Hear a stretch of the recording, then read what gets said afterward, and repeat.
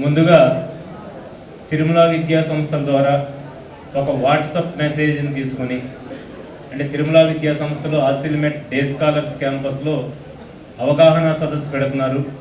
ఇంటర్మీడియట్లోకి రాబోయే విద్యార్థులకు మరియు వారి తల్లిదండ్రులకు అవగాహన సదస్సు ఉంటుంది అని చెప్పి జస్ట్ ఒక వాట్సాప్ మెసేజ్ ద్వారా ఒక ఫ్లెక్స్ ద్వారా తెలుసుకుని ఇంతమందిగా మా మీద నమ్మకంతో ఇక్కడికి విచ్చేసినటువంటి తల్లిదండ్రులకు మరి విద్యార్థులందరికీ తిరుమల విద్యా సంస్థల తరఫున హృదయపూర్వక నమస్కారాలు తెలియజేసుకుంటాము.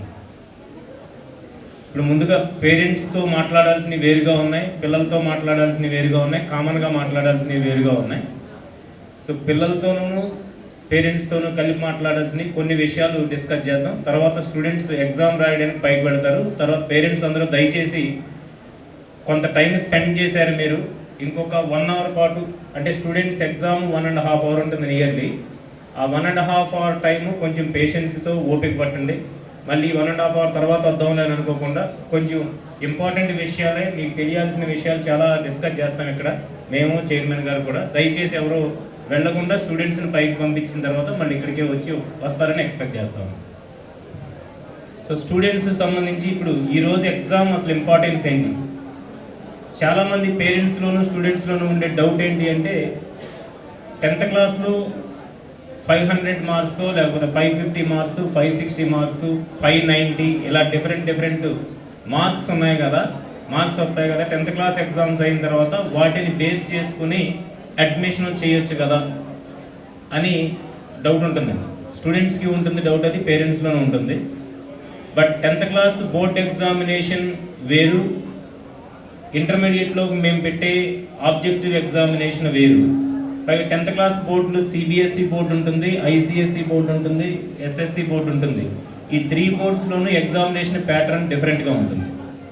బట్ మేము పెట్టే ఎగ్జామినేషన్ వేరే పేపర్స్ ఉన్నా కానీ స్టేట్ బోర్డు పేపర్ వేరు, ఐసిఎస్ఈ బోర్డు పేపర్ వేరు. ఇప్పుడు స్టేట్ సిలబస్, సిబిఎస్ఈ సిలబస్ రెండు సేమ్ అయ్యాయి కాబట్టి స్టేట్ బోర్డ్ అండ్ సిబిఎస్ఈ బోర్డుకి ఒక క్వశ్చన్ పేపర్ ఇస్తాము. అలాగే ఐసిఎస్ఈ సిలబస్ రాసే వాళ్ళకి వేరే క్వశ్చన్ పేపర్ ఇస్తాం. బట్ మోడ్ ఆఫ్ ఎగ్జామినేషన్ అయితే ఒకే రకంగా ఉంటుంది, లెవెల్ ఆఫ్ క్వశ్చన్స్ ఒకే రకంగా ఉంటాయి. సో దాన్ని బట్టి ఒక కంక్లూజన్ తీసుకురావచ్చు స్టూడెంట్స్ ఏ లెవెల్లో ఉన్నారు అని. అయినా అసలు ఈ ఎగ్జామ్ పెట్టడంలో ముఖ్య ఉద్దేశం ఏంటి అంటే పేరెంట్స్లో ఉండే జనరల్ ఒపీనియన్ ఏంటి అంటే అందరి స్టూడెంట్స్ని జేఈ అడ్వాన్స్డ్ కోర్స్లో పెడితే ఒకవేళ అడ్వాన్స్డ్ రాకపోయినా ఎన్ఐటీలో వస్తుంది, ఐఐటీలో అడ్మిషన్ రాకపోయినా అట్లీస్ట్ ఎన్ఐటీలో సీట్ తెచ్చుకోవడానికి అవకాశం ఉంటుంది కదా. కాబట్టి మనం అందరం అడ్వాన్స్డ్ బ్యాచ్లోనే పెడదాం అనే ఒపీనియన్ చాలామందిలో ఉంటుంది. ఇంకా డిఫరెంట్ కాలేజెస్లో జరుగుతున్న సిచ్యువేషన్స్ని బట్టి కూడా ఆ ఒపీనియన్కి రావడానికి అవకాశం ఉంటుంది. ఎందుకంటే అడ్వాన్స్డ్ బ్యాచెస్లో ఉండే స్టూడెంట్స్కి మాత్రమే ఒక మంచి ఫ్యాకల్టీ సెట్ని ఇచ్చి మిగిలిన వాళ్ళు మంచి ఫ్యాకల్టీని ఇవ్వకుండా జరుగుతూ ఉన్నాయి. కాబట్టి న్యాచురల్గానే పేరెంట్స్లో కూడా ఆ ఒపీనియన్ వస్తుంది. బట్ తిరుమలలో అలా జరగదు. ఏ లెవెల్ స్టూడెంట్ అయినా కానీ మాకు ఇంపార్టెంటే. టాప్ స్టూడెంట్ నుంచి జేఈ అడ్వాన్స్డ్ స్టూడెంట్కి ఎంత ఇంపార్టెన్స్ అయితే ఇస్తామో మెయిన్స్ స్టూడెంట్స్ కూడా, లాస్ట్ సెక్షన్ స్టూడెంట్స్ కూడా అంతే ఇంపార్టెంట్ ఇస్తాం, అంతే కేర్ తీసుకుంటూ ఉంటాం. ఫ్యాకల్టీ మెంబర్స్ అందరూ ఖచ్చితంగా మంచి ఫీడ్బ్యాక్ ఉండే ఫ్యాకల్టీ మెంబర్స్, మంచి నాలెడ్జ్ ఉండే ఫ్యాకల్టీ మెంబర్స్ని ఇస్తాం అన్ని బ్యాచెస్ వాళ్ళకి. కాబట్టి ఆ ఒపీనియన్ పక్కన పెట్టేసి తిరుమలలో జాయిన్ చేద్దామని డిసైడ్ అయితే జేఈ అడ్వాన్స్డ్, జేఈ మెయిన్స్ ఈ ప్రోగ్రామ్స్కి మేము తీసుకునే ఫీజెస్ కూడా డిఫరెంట్గా ఉంటాయి. డిఫరెంట్గా ఎందుకు ఉంటాయంటే ఆ సెట్ ఆఫ్ స్టూడెంట్స్కి ఇచ్చే ఇన్పుట్స్ వేరుగా ఉంటాయి, ఆ నాలెడ్జ్ వేరుగా ఉంటుంది, డిఫికల్టీ లెవెల్ వేరుగా ఉంటుంది. వాళ్ళు కొంచెం ఎక్కువ కష్టపెట్టించాలి కాబట్టి వాళ్ళకి ఆ ఫీజు ఒక 15,000 డిఫరెన్స్, 20,000 డిఫరెన్స్ ఉంటుందండి. 20,000 డిఫరెన్స్ మేము పే చేసేస్తాము కాబట్టి మా వాడిని లేదా మా పాపని అడ్వాన్స్లోనే పెట్టండి అని అడుగుతూ ఉంటారు. జనరల్గా చాలామంది పేరెంట్స్ అడుగుతుంటారు. కానీ దాని మూలం జరిగే నష్టం ఏంటి అంటే స్టూడెంట్ అంత క్యాపబిలిటీ లేకుండా మనం జేఈ అడ్వాన్స్లో పెడితే తను ఏదైతే కంఫర్టబుల్గా ఆన్సర్ చేయగలడో ఆ క్వశ్చన్స్ని కూడా ఆన్సర్ చేయలేక ఒక 1 వీక్ పాటు కానీ 10 డేస్ పాటు కానీ సీరియస్గా ప్రయత్నం చేస్తాడు. ప్రయత్నం చేసిన తర్వాత అంటే మన పేరెంట్స్ కూడా హోప్ ఉంటుంది కాబట్టి పేరెంట్స్ కూడా అడుగుతూ ఉంటారు కాబట్టి ఇంటి దగ్గర నువ్వు బాగా చదవాలి, బాగా మంచి మార్కులు తెచ్చుకోవాలని స్టూడెంట్ తన ప్రయత్నం తను చేస్తాడు, చేయడం స్టార్ట్ చేస్తాడు బిగినింగ్లో. ఒక 10 days ఆర్ 15 days చేసిన తర్వాత ఎంతటికీ అర్థం కాకపోతే ఇంకో 10 days 15 days పాటు బై హార్ట్ చేయడం స్టార్ట్ చేస్తాడు. బై హార్ట్ చేసిన తర్వాత ఆ రోజు చదివిన సిలబస్ మీద ఆ రోజు ఎగ్జామ్ కండక్ట్ చేస్తే మంచి మార్కులు కనిపిస్తాయి, బాగానే చదువుతున్నాడు అని అనుకుంటారు. కానీ ఒక 1 week తర్వాత మొత్తం కంప్లీట్గా మర్చిపోతాడు. సో బై హార్టింగ్ ద్వారా science subjects, mathematics subjects by heart చేసి ర్యాంకులు అచీవ్ చేయడం అనేది ఇంపాసిబుల్. కాన్సెప్ట్ తెలియకుండా ఒక ఎనలిటికల్ వేలో క్వశ్చన్స్ని ఆన్సర్ చేయకుండా బై హార్ట్ చేసి ఆన్సర్ చేయడం అనేది అవ్వదు. కాబట్టి ఒక 2-3 weeks అయ్యేటప్పటికి ఏమవుతుంది అంటే మళ్ళీ క్యుములేటివ్ ఎగ్జామ్స్ అవి పెడతా ఉంటాం కాబట్టి ఆ ఎగ్జామ్స్ పెట్టేటప్పటికి మార్కులు పడిపోతూ ఉంటాయి. నేను ఎంత చదివినా రావట్లేదు కాబట్టి వేస్ట్, చదవడం మానేస్తాను. ఇది లిటరల్ చాలామంది స్టూడెంట్స్తో మేము చూసిన తర్వాత చెప్తున్నదండి. కాబట్టి స్టూడెంట్స్కి ఏ లెవెల్లో ఉన్న స్టూడెంట్కి, ఎంతవరకు కష్టపడగలిగే స్టూడెంట్, ఎంత నాలెడ్జ్ ఉన్న స్టూడెంట్కి ఆ ప్రోగ్రాంలోనే రైట్ ఫ్రమ్ ద బిగినింగ్ మనం సాగ్రిగేట్ చేసి పెట్టడం అనేది కరెక్ట్ అవుతుంది. దానికోసమే మేము ఎగ్జామ్ కండక్ట్ చేస్తాము. ఈ స్కాలర్షిప్ టెస్ట్ పెట్టిన తర్వాత ఒక కట్ ఆఫ్ మార్క్ పెడతాం. ఈ మార్క్స్ వరకు ఉన్న స్టూడెంట్స్కి జేఈ అడ్వాన్స్డ్ కోచింగ్ ఇవ్వడం జరుగుతుంది. ఆ తర్వాత మెయిన్స్ ప్రోగ్రామ్ ఇవ్వడం జరుగుతుంది. ఆ తర్వాత కొంచెం మరీ స్లోగా ఉన్నారు అని అనుకుంటే సిలబస్లు అయిపోయిన తర్వాత ఐపీఈ ప్రోగ్రామ్ మీద ఫోకస్ చేయించి ఎంసెట్ మీద ఓరియంటేషన్ చేయించడం జరుగుతూ ఉంటుంది. సో ఈ డిఫరెంట్ ప్రోగ్రామ్స్లో మనం సాగ్రిగేట్ చేయడం కోసం మెయిన్ ఉద్దేశం, ఎగ్జామినేషన్ పెట్టడంలో మెయిన్ ఉద్దేశం ఏంటి అంటే ఈ డిఫరెంట్ స్ట్రీమ్స్లో కండక్ట్ చేయడం అండి. అయితే ఫస్ట్ 1 month మాత్రం కామన్గా పెడతాం. ఫస్ట్ 1 month ఏంటంటే జేఈ మెయిన్స్ అయినా జేఈ అడ్వాన్స్డ్ అయినా మెయిన్స్ లెవెల్ వరకు కోచింగ్ ఇవ్వడం జరుగుతుందండి. దాని తర్వాత రీషఫ్లింగ్ టెస్ట్ అని పెడతాం. ఆ రీషఫ్లింగ్ టెస్ట్లో బెటర్గా పెర్ఫామ్ చేసిన వాళ్ళు మళ్ళీ అడ్వాన్స్డ్కి వెళ్తారు, తర్వాత మెయిన్స్లో ఉంటారు. ఫస్ట్ నుంచే మనం చేసేయచ్చు కదా అలాగా అందరినీ కామన్గా అంటే యూనిఫామ్గా ఉండరు సెక్షన్స్.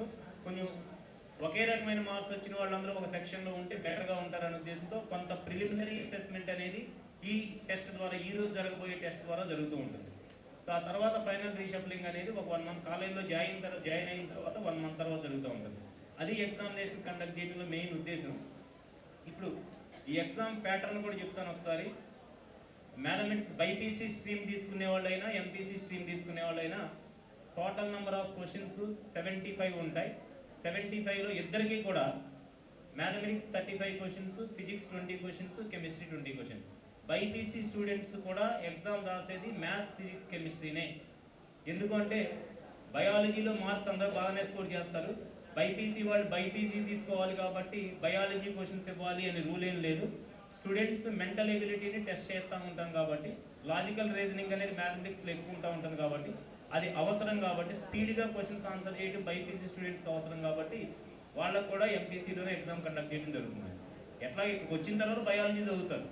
ఎగ్జామ్ పెట్టేది కూడా బైపీసీ బాటనీలోనూ జువాలజీలోనూ పెట్టాల్సిన అవసరం లేదు కాబట్టి బైపీసీ స్టూడెంట్స్ కూడా మ్యాథ్స్, ఫిజిక్స్, కెమిస్ట్రీ ఎగ్జామ్ ఉంటుంది. సో ఎగ్జామినేషన్ డ్యూరేషన్ 190 minutes అండి. 1.5 hour time, 90 minutes time. 90 minutesలో 75 questions answer చేయాలి. ఆన్సర్ చేసిన వాళ్ళలో బెటర్గా ఆన్సర్ చేసిన వాళ్ళకి ఎంపీసీలో అయితే జేఈ అడ్వాన్స్డ్ కోర్స్ ఇస్తాము. బైపీసీ అయితే ఒకటే ఎగ్జామినేషన్ ఉంటుంది, నీట్ ఎగ్జామినేషన్ ఉంటుంది కాబట్టి నీట్ ప్రిపరేషనే ఉంటుంది. అది స్టూడెంట్స్ మైండ్లో ఉంచుకోవాల్సింది ఏంటి అంటే ఈ ఎగ్జామినేషన్కి చాలా వాల్యూ ఉంది. ఒకటి మీ ప్రోగ్రామ్ డిసైడ్ చేస్తారు, అలాగే ఇంకొకటి ఏంటి అంటే మీ ఫీజు కన్సెషన్, స్కాలర్షిప్స్ కూడా ఈ ఎగ్జామినేషన్ బేస్ చేసుకునే ఇస్తాం. అంటే మీకు టాప్ మార్క్స్ వచ్చాయి 100% ఫ్రీ ఇవ్వచ్చు, కొంచెం తక్కువ మార్కులు వచ్చాయి కొంత పర్సెంట్ 75% స్కాలర్షిప్ రావచ్చు, లేదా 50% రావచ్చు, 25% రావచ్చు, లేదా 10,000 రావచ్చు. ప్రతి స్టూడెంట్కి ఇచ్చే స్కాలర్షిప్ ప్యూర్గా మీ మెరిట్ని బేస్ చేసుకుని ఉంటుంది. అది మీ 10th class ఎగ్జామినేషన్ బేస్ చేసుకుని కాదు, ఈరోజు రాయిపోయే ఎగ్జామ్ని బేస్ చేసుకునే ఉంటుంది. దానిలో బెటర్ పెర్ఫార్మెన్స్ చూపిస్తే మీకు బెటర్ స్కాలర్షిప్స్ వస్తాయి, బెటర్ ప్రోగ్రామ్ ఉంటుంది. సో దీనిలో మల్టిపుల్ చాయిస్ క్వశ్చన్స్ ఏమున్నాయి, నెగిటివ్ మార్కింగ్ లేదు. నెగిటివ్ మార్కింగ్ లేదు కదండి. సో నెగిటివ్ మార్కింగ్ లేదు కాబట్టి ఫస్ట్ మీరు ఆన్సర్ చేసే విధానం కూడా జాగ్రత్తగా ఫాలో అవ్వండి. మీకు తెలిసిన క్వశ్చన్స్ అన్నీ డ్యామ్ షూర్గా తెలుసు అనుకున్న క్వశ్చన్స్ అన్నీ ఫస్ట్ ఆన్సర్ చేసేయండి. ఆల్ సబ్జెక్ట్స్, మ్యాథ్స్ అయినా, ఫిజిక్స్ అయినా, కెమిస్ట్రీ అయినా మీకు బాగా తెలుసు అనుకున్న క్వశ్చన్స్ బాగా ఆన్సర్ చేయండి. తర్వాత సెకండ్ లెవెల్లో ఏం చేస్తారు అంటే కొంచెం ఆలోచిస్తే అని అనుకున్న క్వశ్చన్స్ సెకండ్ రౌండ్ ఆన్సర్ చేసుకుంటూ వెళ్ళినాం, కొంచెం టైం తీసుకుంటుండొచ్చు.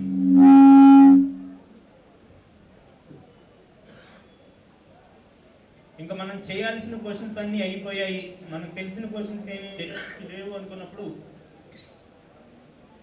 మళ్ళీ మీరు ఏదో ఒక ఆప్షన్, అంటే నెగిటివ్ మార్కింగ్ లేదు కాబట్టి, జనరల్గా చెప్పకూడదు కానీ చెప్తున్నాను, నెగిటివ్ మార్కింగ్ లేదు కాబట్టి ఏదో ఒక ఆప్షన్ సెలెక్ట్ చేసుకుంటే మీకు కొన్ని క్వశ్చన్స్ కరెక్ట్ అయ్యే ఛాన్స్ ఉంది. సపోజ్ 10 క్వశ్చన్స్ ఆన్సర్ చేశారు, ర్యాంక్గా ఆప్షన్ బీనో లేకపోతే ఆప్షన్ సీనో పెట్టారనుకోండి, ఇక మీ choice option B choice C అన్నాను కాబట్టి బీసీనే పెట్టాలి, ఎక్కువ క్వశ్చన్స్ ఇచ్చేసి ఉంటారేమో అని అనుకోకండి. ఎందుకంటే నేను సెట్ చేయలేదు పేపర్ సెట్ చేసిన వాళ్ళు maths sir maths paper set చేస్తారు, physics sir physics paper set చేస్తారు, chemistry sir chemistry paper set చేస్తారు. వాళ్ళు ఏ ఆప్షన్స్ ఇచ్చారనేది నాకు కూడా తెలియదు. మీకు దగ్గరగా ఉన్నాయని అనిపించినా, లేదా మీకు ఏదైనా లక్కీ నెంబర్ ఉన్నా, లేదు మీకు ఇంతకుముందు ఎక్స్పీరియన్సెస్ ఏమి ఉన్నా, అది మీ ఇష్టం, మీ చాయిస్. జనరల్ ప్రాబిలిటీ ఏంటి అంటే 1/4 ప్రాబిలిటీ ఉంటుంది కాబట్టి మీరు ఒక 12 క్వశ్చన్స్ మల్టిపుల్ చాయిస్ ఒకే ఆప్షన్ పెడితే ఒక 3 క్వశ్చన్స్ వరకు కరెక్ట్ అవ్వడానికి ఛాన్స్ ఉంటుంది అది. సో అది మీ అదృష్టం మీద కూడా డిపెండ్ అవ్వచ్చు. ఆ లాస్ట్ ఫ్యాక్టర్ అనేది లక్ ఫ్యాక్టర్గా ఆలోచించాలి తప్ప ముందు నుంచే సార్ ఇలా చెప్పారు కదా, ఫస్ట్ 5 మినిట్స్లో మనం ఏదో నాకు నచ్చిన నెంబర్ 3 ఉందో లేదో 2 ఉందని చెప్పి బబుల్ చేసుకుంటూ వెళ్ళిపోయి కూర్చుంటే నష్టపోతుంది.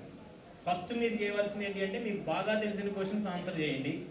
ఆ తర్వాత సెకండ్ లెవెల్లో కొంచెం ఎనలిటికల్గా మీరు ఆలోచిస్తే ఆన్సర్ చేయగలిగేవి చేయండి.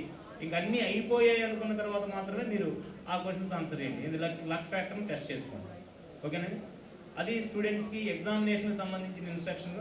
సో బాగా రాసి బాగా మంచి మార్కులు తెచ్చుకొని మంచి స్కాలర్షిప్ తీసుకురంటే అది మీ పేరెంట్స్ హెల్ప్ అవుతుంది. మంచి ప్రోగ్రాంలో ఉంటే డెఫినెట్గా అది మీకు హెల్ప్ అవుతుంది. సో ప్రోగ్రాంలు కాలేజీలో జాయిన్ అయిన తర్వాత కూడా మెయిన్స్ నుంచి అడ్వాన్స్ నుంచి మెయిన్స్కి షఫలింగ్లు జరుగుతూ ఉంటాయి.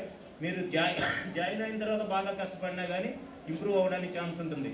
ఈరోజు ఆ ప్రిలిమినరీ ఎగ్జామినేషన్ సక్సెస్ఫుల్గా రాయండి, సక్సెస్ఫుల్గా రాసి మంచి మార్కులు తెచ్చుకోండి. So I wish you all the best. Students అందరూ ఇప్పుడు సెకండ్ ఫ్లోర్ అండి క్లాసెస్ ఎగ్జామినేషన్.